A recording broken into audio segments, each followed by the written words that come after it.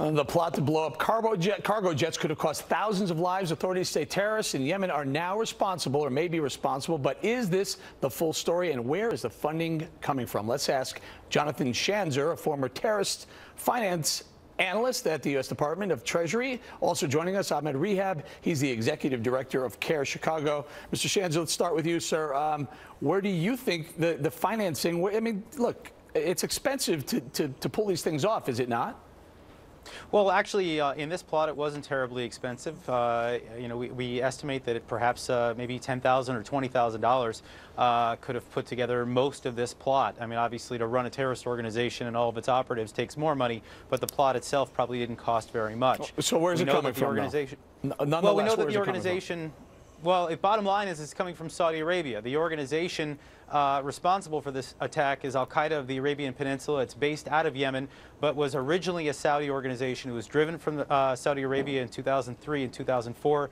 They migrated to Yemen, but the money continues to flow out of Saudi Arabia. So yet again, we see another plot financed against the United States where the money originally came from Saudi Arabia. All right, Mr. Rehab, I asked for you when I heard this story this morning. We were talking about it all weekend long.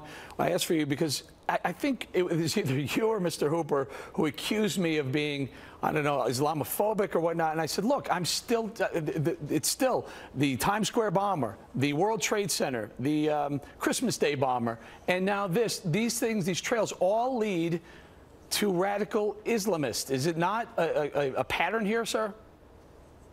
Well, here's also a pattern that you need to be aware of. In almost every one of those cases, it was Muslims who helped foil these terrorist plots. In the case of the underwear bomber, it was his own father, a Muslim, who reported him.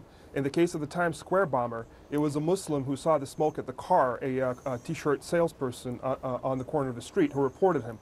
Even in this case, and Mr. Rehab, Mr. Rehab, I forget the name of the other guest, but he mentioned Saudi Arabia. Saudi Arabia was actually the country Christmas that Day bomber, the underpants bomber tried to light the thing off, and had he succeeded, it wouldn't have mattered who or what, when or if his father called the State Department. And the guy over here at Times Square, that thing was already sitting there. There was smoke coming out of that car already. They tried to light that one too. So don't tell me Muslims notified someone in advance. Listen, the question is, where do Muslims at large stand in terms of this conflict between Al-Qaeda and the United States? And my answer is they stand on the right side, which is against Al-Qaeda. Now, I gave you examples of Muslims stepping up to help foil these terrorist plots. Muslims are our greatest allies in the war on terror, and that's something that you seem to be missing and you need to be aware of. Well, go ahead, Ellen. I do want to say this. Look, Saudi Arabia doesn't like these people any more than we do.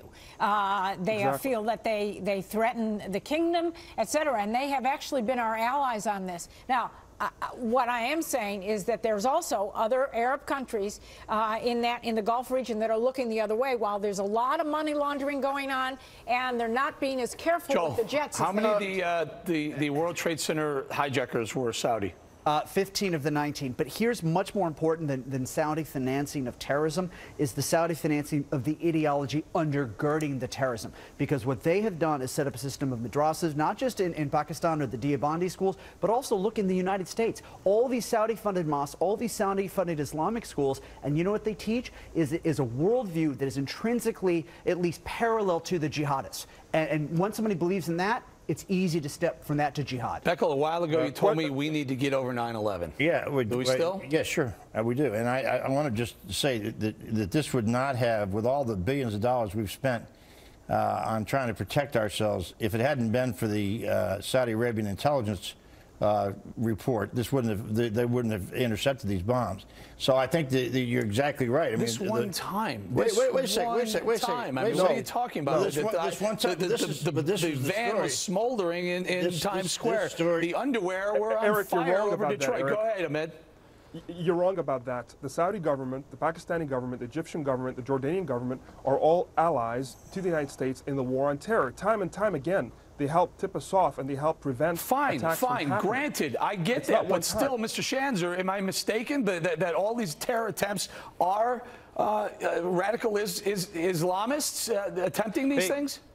Well, let me just say this, that all of these attacks are undoubtedly coming from people of the Muslim faith. What we're hearing about is a struggle that's taking place inside the Saudi kingdom. It's the radicals versus the moderates. It's the same battle that's taking place around the world. But what you're not hearing from this gentleman from CARE, who, by the way, I think does his own religion a great disservice, is to say that we are looking at this broader battle across the entire world, and it will be up to people like him to come out and absolutely identify the fact that it is coming from a minority adherent from his religion. Can you explain how I'm doing my religion a disservice? You just made a statement. By not openly saying that this is absolutely coming from Islam. Yes, it is a minority interpretation of Islam, but you continue to point out that it's Muslims who are foiling the plot when it is actually Muslims who are carrying out this plot. It is Muslims that have been doing this time and time again. I'm sorry to tell you that you're not very good at it. If you were to go to my own website, you will see how outspoken I have been